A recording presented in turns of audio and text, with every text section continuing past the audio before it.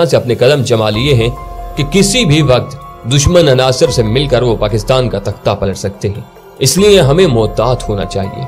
आपके इल्म में है कि चनाब नगर साबका रबवा जिस जगह आबाद है उस जगह का पुराना नाम चक ढगियां था। तकसीम हिंद के वक्त उस वक्त का कादियानी खलीफा जब कादियान से सिखों के डर से भागकर पाकिस्तान आ गया, जिसे ये कादियान दारुल अमान कहते थे, तो सर जफरुल्लाह खान की कोशिश से उस जगह कादियानी जमात के लिए बुनियादी तौर पर 12,000 रुपए के इवज 1034 एकड़ जमीन की लेज मोरखा 11 जून 1948 को पास की गई थी। उस वक्त उस जगह का नाम रबवा रखा गया। यहाँ बाकायदा कादियानी आबादकारी का इफ्तिताह मोरखा 20 सितंबर 1948 को हुआ। उस मौका पर 5 बकरे भी ज़बह किए गए और फिर हर कोने खुदरे से कादियानियों को लाकर यहाँ आबाद किया गया और किसी भी मुसलमान के लिए यहाँ जमीन हासिल करके घर बनाना ममनू करार दे दिया गया। यूं यहाँ रियासत के अंदर एक रियासत बनाई गई। इस वक्त चनाब नगर शहर का आबाद रकबा तकरीबन 24 मुरब्बा किलोमीटर है। क्या आप जानते हैं कि उस जमीन की लेज सन 2047 में खत्म हो जाएगी?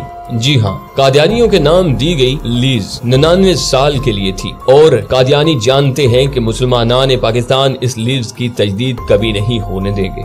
कादियानियों को भी इस बात का एहसास है कि क्या होगा, इसलिए कादियानियों ने इस खतरे को भांपते हुए चनाब नगर से सरगोदा की तरफ की जमीन मुंह मांगी कीमत पर खरीदनी शुरू कर दी है कि अगर चनाब नगर की जमीन की लीज मनसूख हो तो हमारे पास अपनी जाती मलकीती जमीन उसके मुतबादल के तौर पर मौजूद हो।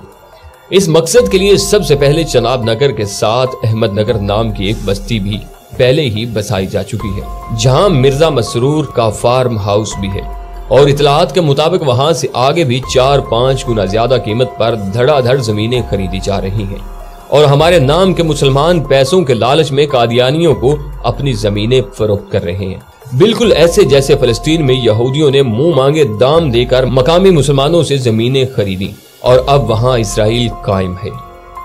नाज़रीन मोहतरम, इतलात के मुताबिक कादियानी सरगोदा की हदूद तक पहुंच चुके हैं। मेरे ख्याल में कादियानियों ने अपने नए शहर का नाम अहमद नगर रखने का सोचा हुआ है, इसलिए ये बस्ती सबसे पहले कायम की गई है। हमें ममलिकत खुदादाद पाकिस्तान में एक और इसराइल बनने से रोकना होगा। उसके लिए लोगों को बताना होगा कि थोड़े से दुनियावी फायदे के लिए अपनी आखिरत को बर्बाद न करें, अपनी जमीनें इन्हें न बेचें।